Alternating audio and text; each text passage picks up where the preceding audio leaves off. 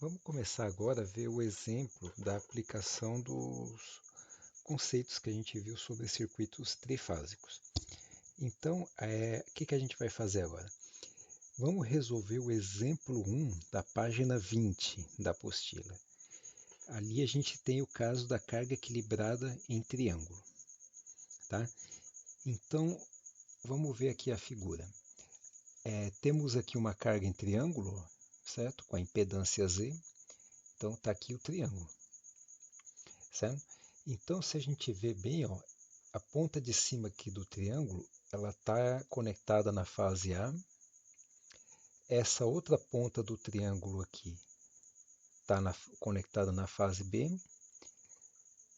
E essa outra ponta do triângulo está aqui conectada na fase C. Certo? Então, são três fases, né, que estão ligadas no triângulo. E o exercício ele quer o quê? Ele quer que a gente calcule as correntes de linha. Então, o que são as correntes de linha? São essa aqui, ó, IA, IB e C. São as correntes que se dirigem da fonte no sentido da carga. Certo? São aquelas correntes que você pode medir experimentalmente, né, usando um amperímetro. Agora é o seguinte, né, se a gente vê, essa impedância Z aqui, ela está submetida à diferença de potencial entre A e B. Essa outra impedância aqui, ela está submetida à diferença de potencial entre B e C, que é essa daqui. Já essa outra impedância aqui está submetida à diferença de potencial VCA. Né? Aqui está o A e aqui está o C. Certo? Então, a corrente que circula por cada uma dessas três impedâncias vai ser a corrente de fase. Né? Então, por essa circula a corrente IAB, por essa impedância aqui circula a corrente IBC e por essa outra impedância circula a corrente ICA. Tá? Essas correntes aqui, do ponto de vista experimental, prático, é bem difícil de medir porque dá um trabalho a mais em laboratório. Né? Na prática, o que é mais fácil é medir essas três, IA, IB e C, que são as correntes de linha. Certo? Então, como é que a gente obtém essas correntes de linha? Diretamente não tem como, né? Porque a corrente IA ela vem aqui, né? E se divide nesse ramo aqui.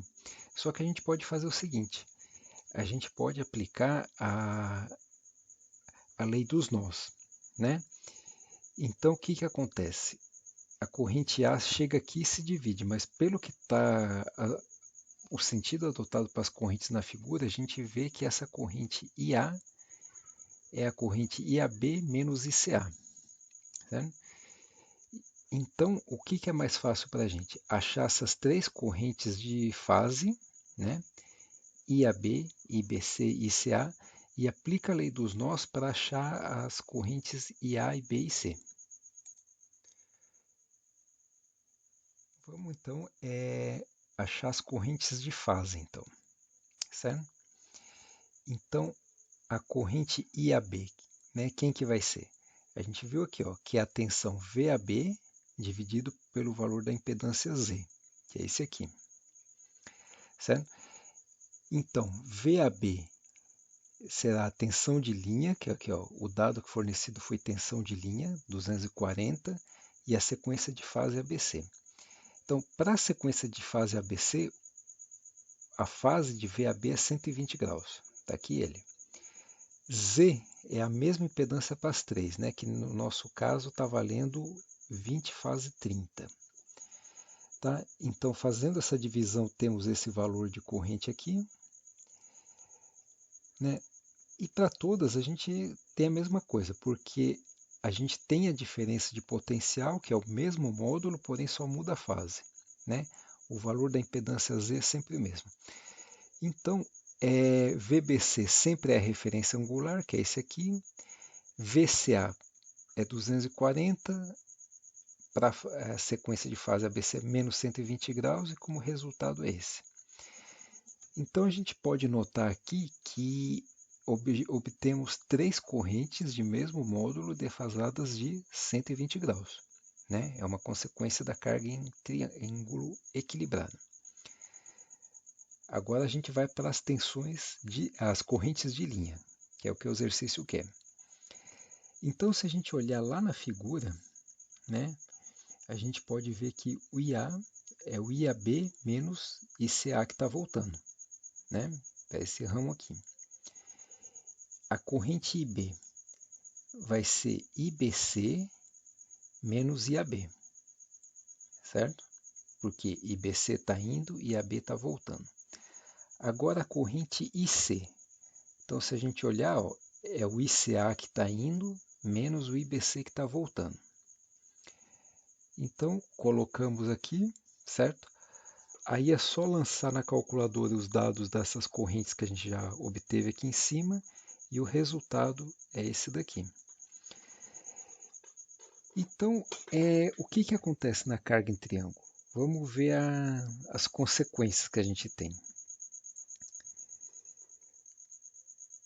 A gente tem o quê? Que a somatória das correntes de linha, ou seja, IA, IB e C, é nula. Por que é nula essas correntes? Porque o seguinte, ó, o triângulo é como se fosse um único nó, né? Chega as três correntes, IA, IB e C, e essas correntes não têm um retorno, não tem uma saída. São três correntes que chegam e lá ficam. Né? Embora circulam as correntes de fase pelas impedâncias, mas elas ficam restritas dentro do triângulo. Tá? Então, se você quer saber se uma das formas de saber se os seus cálculos foram corretos é comprovar isso daqui, certo? Porque a somatória das correntes de linha tem que ser zero. A outra coisa que a gente vê é que a tensão de linha é igual à tensão de fase, né? É o que está aqui, certo? Porque a tensão de linha, VAB, se você medir com voltímetro aqui, é a mesma tensão que está na impedância, certo? Então, a mesma tensão da fonte é a mesma tensão da carga, então, por isso que tem essa constatação, que a tensão de linha é a tensão de fase. A terceira constatação é que a corrente de linha é raiz de 3 vezes a corrente de fase, né? Então, como é uma carga equilibrada, a gente viu que, né, a relação entre essas correntes aí, então sempre você pegar o módulo da corrente de fase e o módulo da corrente de linha, se você dividir, a razão vai ser raiz de 3, tá? Mas lembrando que essas constatações aqui, elas são apenas para a carga em triângulo equilibrada, tá? Se bem que essa primeira aqui ela serve para a carga não equilibrada, mas essas duas aqui de baixo só serve para a carga equilibrada.